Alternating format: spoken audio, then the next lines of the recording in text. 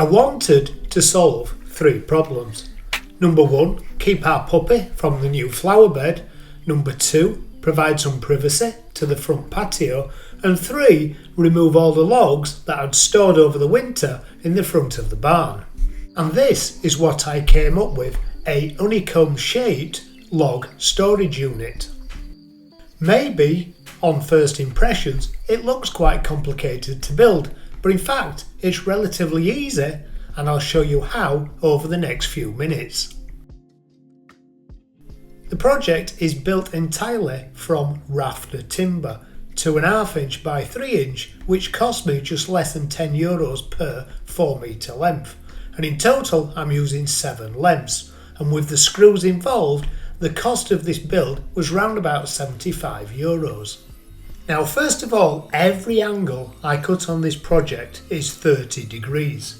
And unfortunately my little Evolution Mitre saw just didn't quite have the capacity to cut all the way through this 2.5 inch stock at 30 degrees. Now there is a little bit of maths involved working out the sizes of the hexagons, but I'm going to simplify it for you later in this build.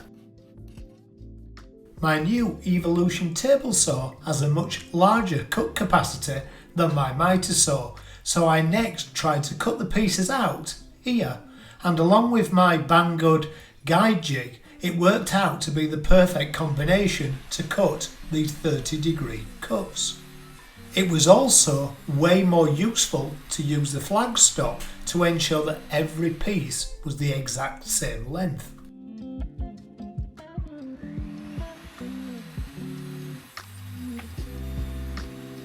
And now I was happy I could cut consistent lengths. I cut the first 6 to form the first of 6 hexagons. Before I cut any more pieces, I decided I would screw the first of the 6 hexagons together just to ensure that the sizing was absolutely right before I cut all the other timber. And on a scorching hot day, it was nice to work on the dining table under the terrace away from the sun. Now please note the way I'm screwing these together.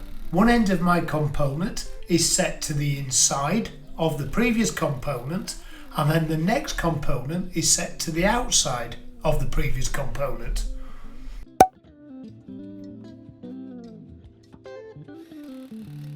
It was just a case of working my way around the 6 sides, screwing them all together. And please note, at the moment I'm only using one 4-inch screw per joint. Now I'm happy that all my geometry works, and then returned the rest of the material to my Mitre saw and just cut them roughly 90 degrees to length. I had already cut 6 pieces, so I had 30 pieces left to cut.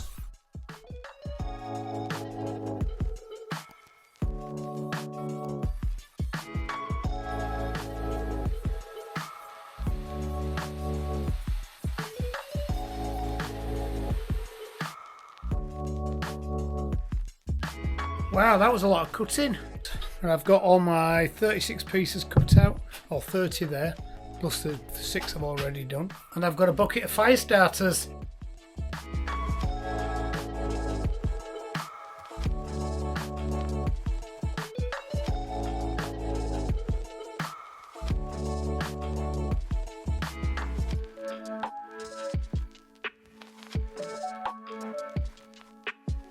With one hexagon made, it was just a case of making the other 5 in exactly the same way, and this time I could use the first one as a template.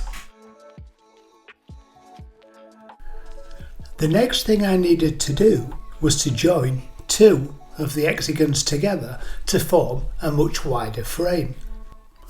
And to get a feel of what I needed to do, I turned to my offcut bucket and used some of the pieces as spacers.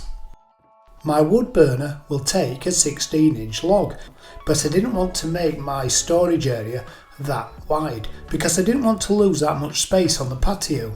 The logs I had in storage was 30-inch long, so it made sense to cut them into 3 10-inch logs and make the unit 12-inch wide so I could keep them under cover. So for now I'm using a 3-inch spacer, meaning that these two hexagons and the spacer combined are 9-inch. Now you may notice that some of these frames are still a little bit wobbly, and that's because they was not properly screwed up at this point. And that's because I was trying to conserve my 100mm screws, because at this point I wasn't quite sure I had enough and I wanted to get the frames together before I nipped out to the shops to pick up some more. Thankfully I had just enough, right down to the last screw. Once I'd worked out my spacer conundrum, I used the rest of the offcuts from the 4 metre lengths to make the rest of the spacers.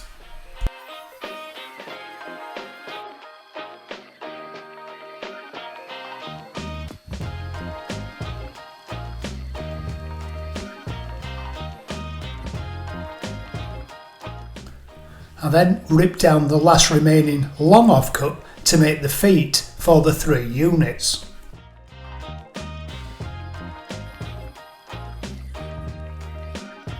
Before cutting them to length at the chop saw and putting a chamfer on the end as a decorative feature.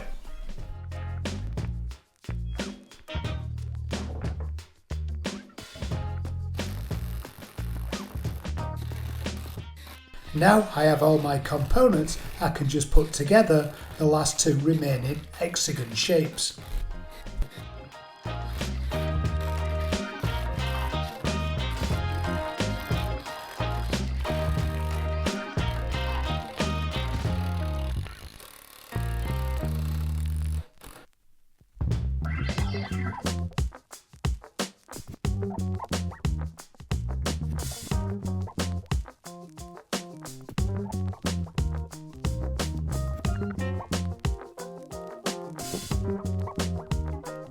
Okay, so let's talk about the maths I mentioned earlier. The maths to set out an hexagon is quite complicated. In fact, it's one of those maths that only can take place on the pages of an Italian waiter's notebook. So once I had my components cut for the first hexagon, I just messed around with the geometry until I achieved the height I needed. So to save you doing the maths, here is what I found out. My hexagons are 1100mm wide and the base is 550mm. So work out how wide you need your hexagon and just divide it by 2 for the size of the components. Whilst editing this video, I found a really useful online calculator and I've put the link to it in the description. So that will save you all the tedious mucking about in hyperspace. So I had originally built these 3 hexagons to sit with the metal planters in between.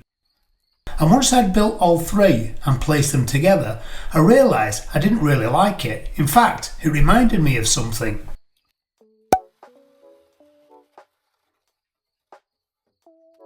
So I decided to play around with the configuration, and I'm not quite sure why this didn't occur to me earlier.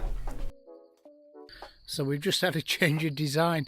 I put it like that just out of curiosity, and then Lindsay just come and had a look at it, and we've decided we like it like that better. We've been and measured at the front and it fits there, so I want to take the feet off that top one, leave it like that. I'll just wrap the top now. I'd realise probably taken about 4 hours to make that, maybe 5. It's a steady day's DIY job really. The sun's just setting, it looks very nice. Just need to tidy up now before it's properly dark.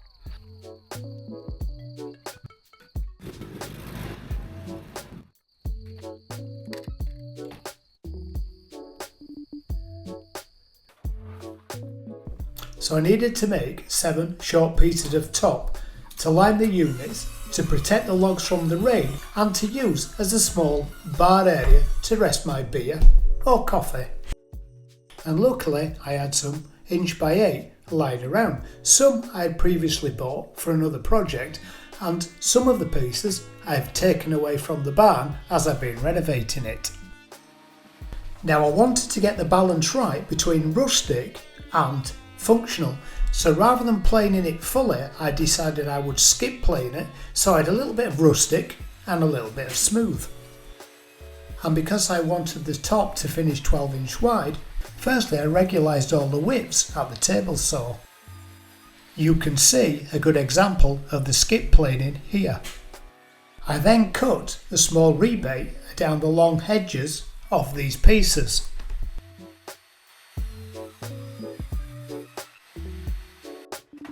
So they fitted together to form a kind of weather resistant seal. I then added a small chamfer to these edges. For some reason, I always find it satisfying to put a chamfer on with the block plane.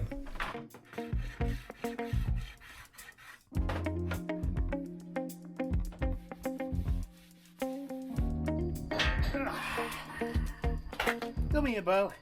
Bo? Yes, you. Come here, you little squiddler. I need to be careful trying to move these plants as they've been here that long. The bottoms might fall out, just need to be really careful.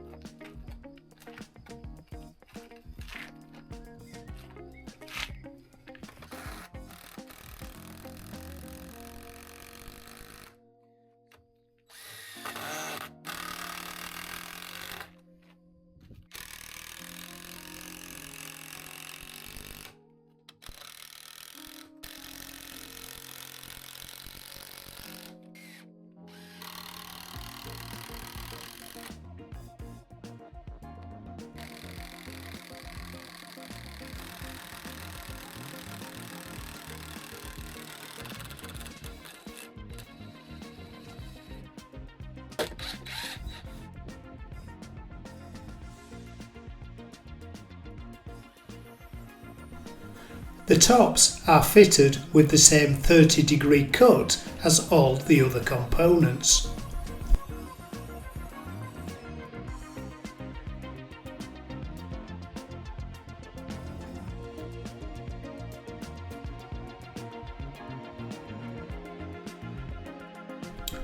And I just took a little time to ensure that all the cuts were made perfectly.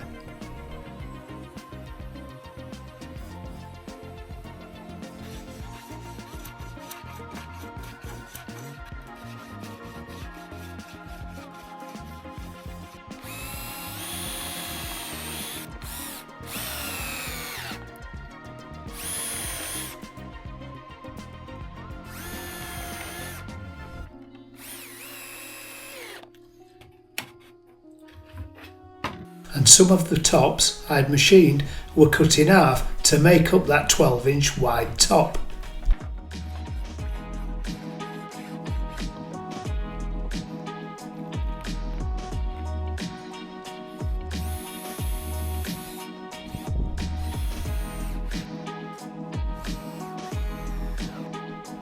And I could christen the top with my first cup of tea.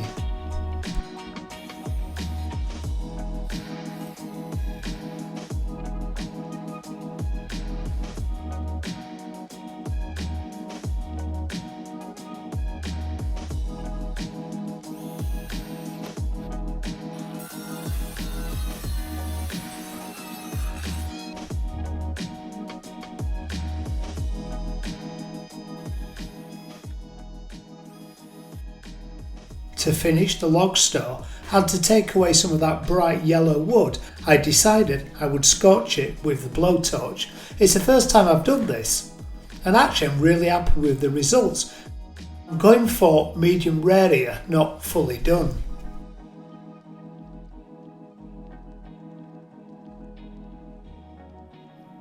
And finally I gave the tops a coat of clear varnish.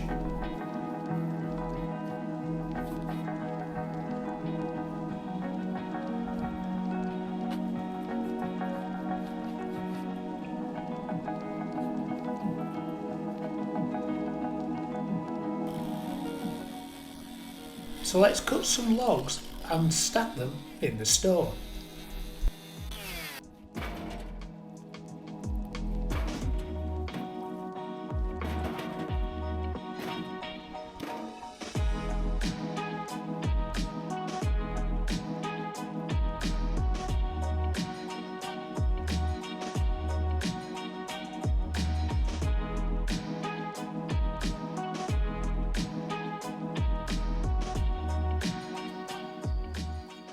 Job done. Finally, time to enjoy my work with a much needed beer. So how do you think this looks? It's taken €75 and I reckon about 12 hours work. Cheers guys.